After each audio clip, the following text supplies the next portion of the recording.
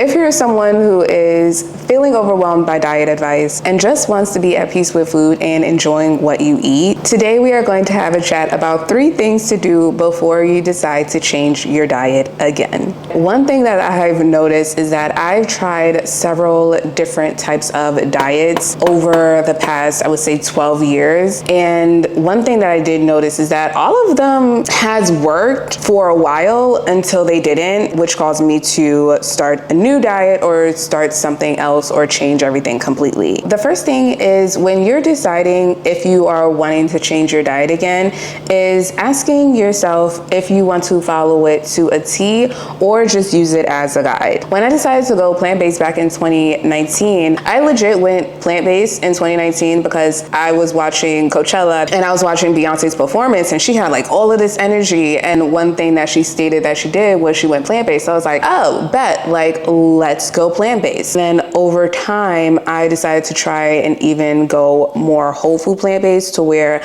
I wasn't using any oil, and I was deciding if I wanted to use honey or not, because technically honey is not vegan. So I became like really restrictive on what I was eating, because I'm like, oh, if I'm gonna say I'm vegan or I'm plant-based, I have to make sure I follow everything to a T. And for the good news of that is, like, I feel like it helps bring awareness to different types of foods you didn't know existed. So for me, like, I never used chickpeas. I don't even think I ever heard of chickpeas. I didn't use dates. I didn't really use or make anything with lentils. And when I started learning about more plant-based types of foods, because now I'm also looking to substitute the meals that I'm used to eating with new types of ingredients, I now found a whole bunch of new foods that I really enjoy that are now staples in my kitchen today. But the negative part of that is that it cuts me off from the things that I've actually enjoyed, such as like eggs, salmon, shrimp. So because I'm plant-based, I can't eat these things. I restricted myself from the things that I like, and I was forcing myself to eat foods that I didn't really enjoy, like eggplant or jackfruit. So it's really asking yourself, like, if you are deciding to follow a new diet, is asking yourself, can you eat all of those foods in that particular diet? Because if you can't eat those foods and then you're finding yourself forcing yourself to eat it, then that's not really a healthy relationship with food. And to me, what I've learned is that when it comes to healthy eating, it's also having a healthy relationship with food, because you don't want to eat something that you don't enjoy just for the sake of your health. You're going to get annoyed, you're going to get bored, and quite honestly, that is something that I think leads to people reverting back to old habits, because we're forcing ourselves to eat something we don't like. So when you are looking at a specific diet, one thing is just making sure that you are comfortable with eating at least 90% of the foods within that diet. Then asking yourself, like, is this something you just want to follow as a guideline, or do you want to follow it to the T of what you should be eating to test a certain type of result of removing a certain type of food? So this actually brings me to number 2, which is asking yourself, what foods do you love that you're giving up? I remember when I had first went vegan, and every time I was telling people that I went vegan, the number one response I kept getting, besides how are you getting your protein, another response that I kept hearing from people is, I would go vegan, but I can't give up cheese. And the one thing that I kept saying to people, I'm like, you don't have to give up cheese if you don't want to give up cheese. For me, like, I understand not wanting to give up cheese, because macaroni and cheese was literally my favorite food growing up. Don't come to me with no craft or cooking macaroni and cheese in a pot. If it's not put in the oven, that is not real macaroni and cheese to me. I love me some baked macaroni and cheese, to the point where one time when I was away in Buffalo for school and I came back, my mom had made an entire pan of macaroni and cheese for me, and I ate that shit in 3 days. That was my breakfast, lunch, dinner, snack. That is all I had every single day for 3 days before I went back to Buffalo feeling happy, satiated, and just loving life again.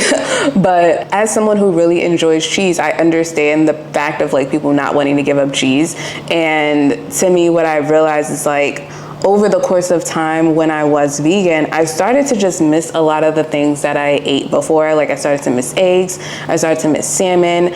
I started to miss chicken, and I didn't even like chicken before. And I found myself really wanting some chicken and really wanting a burger. And those were the two least things that I even really cared for. So one thing that I just started to do was just slowly start implementing them back into my diet and seeing how my body replies to it. When it did come to cheese, I looked for more cheese that were low in lactose. I hope I said that right, or like lactose free. So I mainly get cheddar, or I get Parmesan or feta. Like, I'm more intentional about the types of cheese that I use, and I also use them very sparingly. I don't use them every day because I do realize, like, if I use cheese too much, it does lead to me getting bloated. But I do love the addition back of cheese into my meals, because it just makes it taste like that little extra, like, salty flavor of goodness. But it's realizing, like, if you're going to change to a specific diet, is asking yourself, how much of the foods are you going to give up? Because over time, it may start off great in the beginning,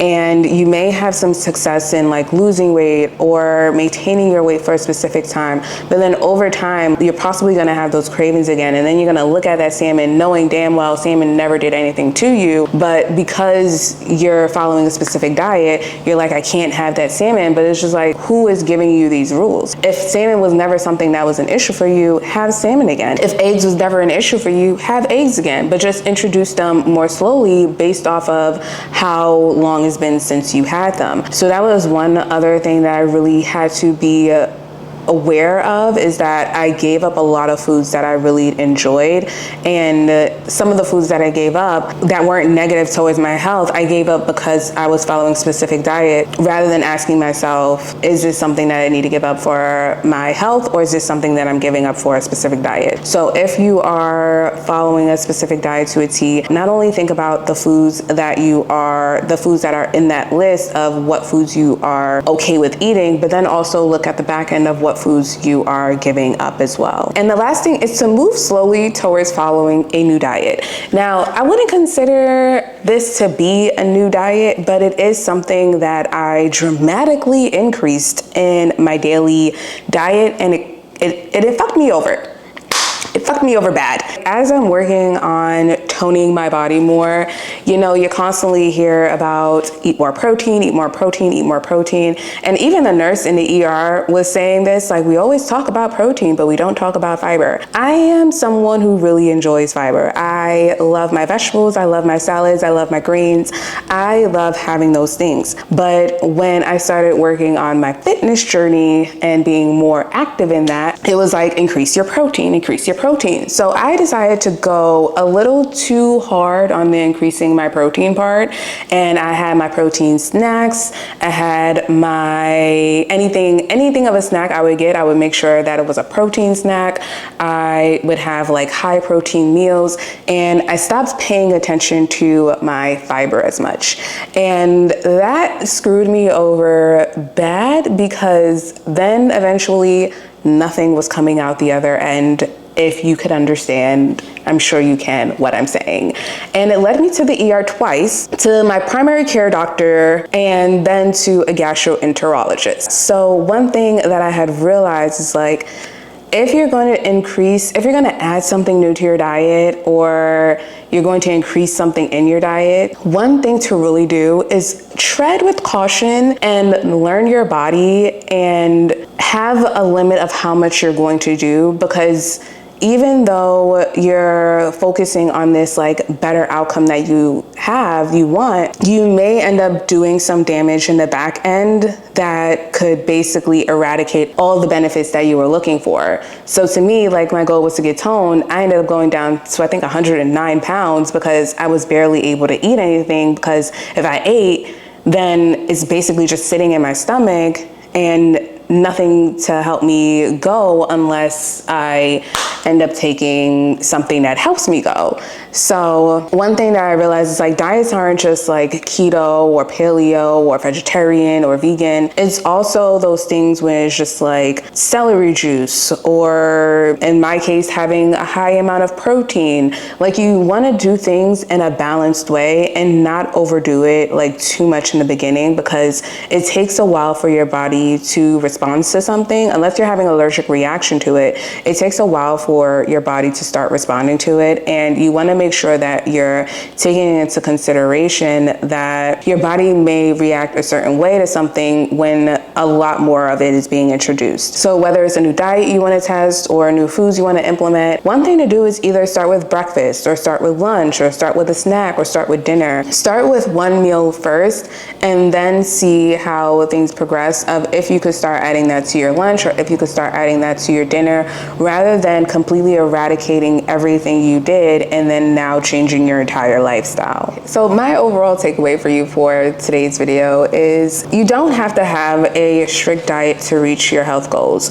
If you are someone who wants to mainly predominantly follow a plant-based diet, but you don't want to follow everything on a plant-based diet and you want to have a burger because you don't want to have tofu all day, definitely do that. That was definitely one of the reasons why we started having eggs again, because we were getting sick of tofu. I like me some tofu, but I don't want to have tofu for breakfast, lunch, and dinner. But if that's what you want to do, of just like implementing more foods from a specific diet, then do that. You don't have to follow a specific diet to a T to get the results that you want. It's just about finding what works for you, removing the things that don't, and making sure it aligns with your lifestyle.